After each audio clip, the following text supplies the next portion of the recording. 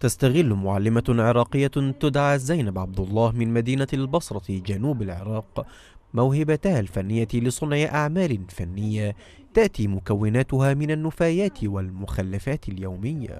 اللوحات اللي أقوم بصنعها هي عبارة عن مواد خام موجودة بالبيئة، وأغلب اللوحات هي من النفايات الموجودة بالبيئة. أنا حقيقة يعني أريد أثبت للكل أنه النفايات من الممكن أن نقوم بصنع لوحات جمالية تجذب الناظر، ومن الممكن أن تعلق على جدران البيت، وحتى المشاركة بها في معارض وتجذب الزائرين لذلك المعرض هي من النفايات.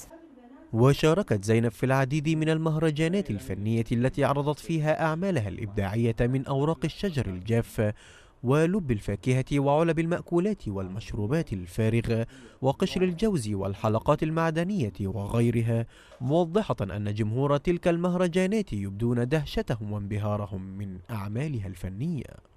وتتمنى زينب أن تتوفر دور فنية خاصة حتى يتسنى لها نقل خبرتها وتدريب أخريات على هذه المهارة.